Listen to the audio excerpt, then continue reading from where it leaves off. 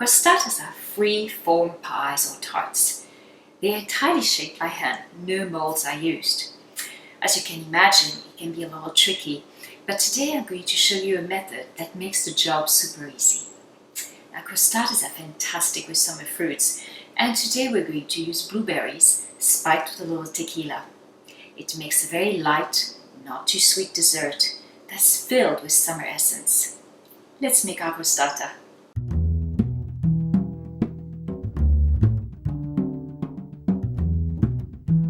To make the dough, we're going to use a food processor. It's going to make the job so easy and yield a wonderfully crumbly crust. So add the flour to the bowl of the food processor, then the sugar and a pinch of salt. We're going to process until well blended.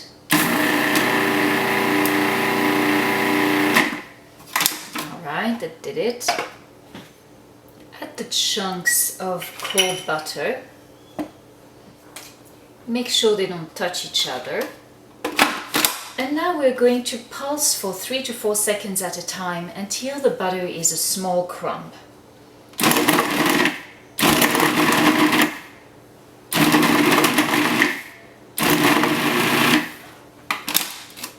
That's it. As you see, we do not have any more chunks of butter and only little tiny crumbs throughout the flour mixture here.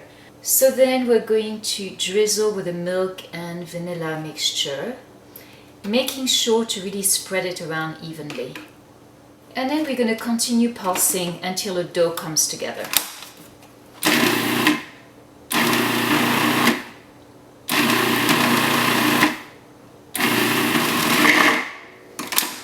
Here we go. Now remove the dough from the food processor, as well as all the little bits that might be at the bottom of the bowl here, and then shape the dough into a ball. Once you've done that, slightly flatten it with your hand so you have a circle that's about 1.5 inches thick. Now make sure there are no cracks on the side of the dough, right around here, and just work around with your hands a few times. Now wrap it with plastic wrap and refrigerate for 20 to 30 minutes until the dough is cold but still pliable. Before we assemble our fruit filling, we need to grate the lemon zest, and you can do this with a microplane grater.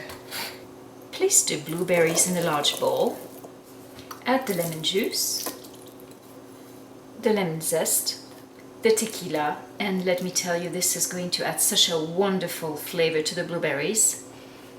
Sprinkle the whole thing with the cornstarch, and then with the sugar. And then stir until everything is well blended and the blueberries well coated with the cornstarch.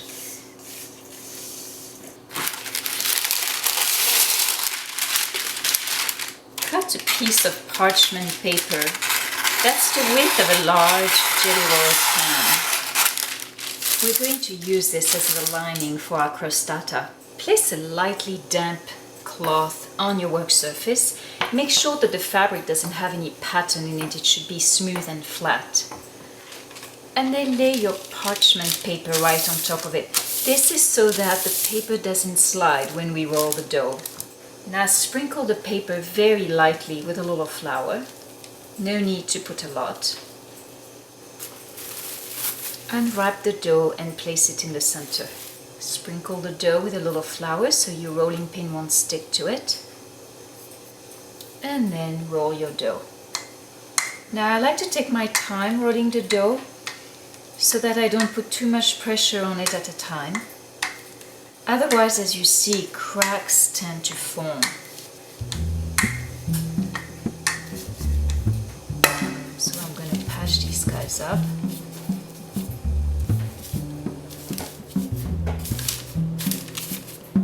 And then we're going to continue rolling.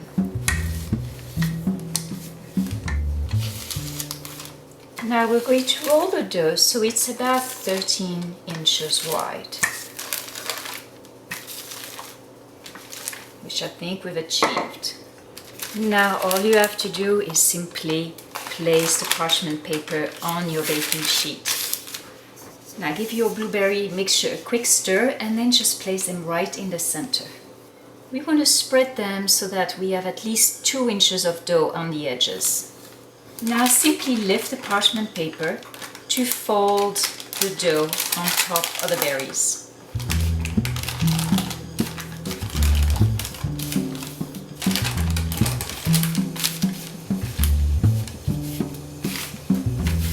Now gently press the dough at the bottom to make it tight around the berries. And if there are any cracks, make sure you work on them. Unlike some summer fruits like peaches or nectarines, blueberries are very juicy, and they are going to release all these juices as they bake, pushing against the crust that surrounds them.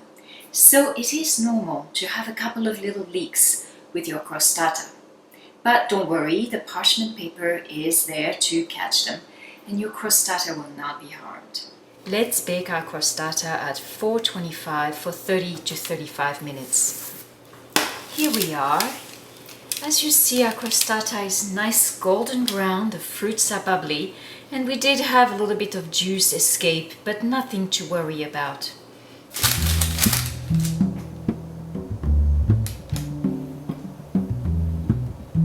I like to sprinkle the crostata with a little powdered sugar before I serve it.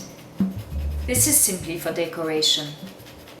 I hope this recipe has put you in the mood for baking. Enjoy!